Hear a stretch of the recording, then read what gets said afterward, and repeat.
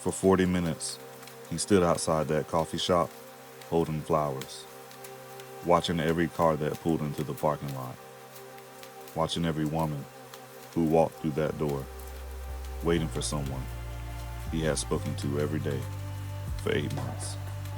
A woman he thought he knew better than anyone. A woman he actually had never met. He told himself she was running late. Maybe traffic, a dead phone, an emergency. But somewhere deep down, he already knew.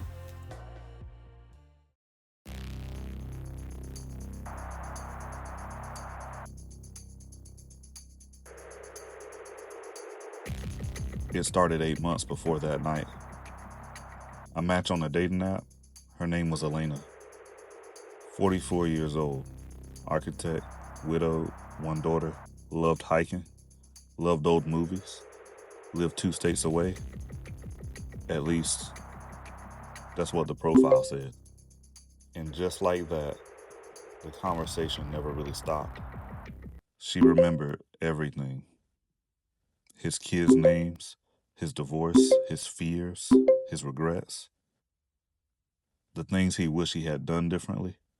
She asked questions nobody had asked of him in years. For a man who had been alone for 3 years, it felt like being seen again. There was only one problem. She could never quite video call. Bad connection, long work hours, her daughter needed help, travel days. There was always a reason. Always. But she called often. Elena, hey! And her voice sounded real. Hey, you. How's your day going? Because it was. Just not hers. I wish we could finally meet. I've thought about that day so many times. Years ago, that voice might have exposed the scam. Today, artificial intelligence can create voices almost indistinguishable from real people. And that's making these scams more convincing than ever. So check out the message I just sent you when we get off the phone. I was kind of embarrassed to ask over the phone, so I just texted. I'm having some issues while traveling. Oh no, you don't have to feel embarrassed. I'll let you go and check now. He stared at the message. He hesitated. Then he sent it. Because that's what you do for someone you care about. Or at least, that's what he thought. Then, $1,500. A medical emergency. $3,000. A legal problem she was too embarrassed to explain. $2,200. A plane ticket to finally come see him. In 8 months, he sent just over $11,000. And still, he never met her.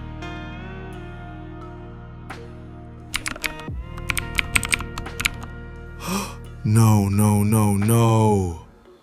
I need to call Dad. Hey son, I'm in the middle of getting ready to go meet Elena tonight. Let me hit you back in a few. Everything good? Dad, I think there's something you need to see. Alright, I'll be over as soon as I can. What's up, son? Come in. Sit down. I started looking into Elena, the photos, the company, everything. Okay, and... None of it's real. She doesn't exist, Dad.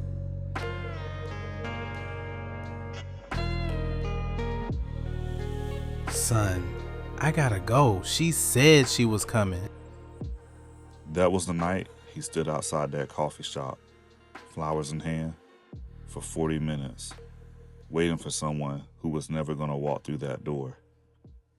There was no Elena, no daughter, no architecture firm, no plane ticket, just a script, AI-generated photos, a clone voice, and someone somewhere in the world running dozens of accounts just like hers. He hadn't fallen in love with the person. He'd fallen in love with the character. one designed to say exactly what he needed to hear. AI romance scams are becoming increasingly sophisticated. Photos can be generated in seconds, voices can be cloned, conversations can be partially automated, and the emotional manipulation is deliberate. So how does this actually work? And how do you avoid becoming the next victim? Watch for these warning signs. They never video call successfully, ever. There's always an excuse.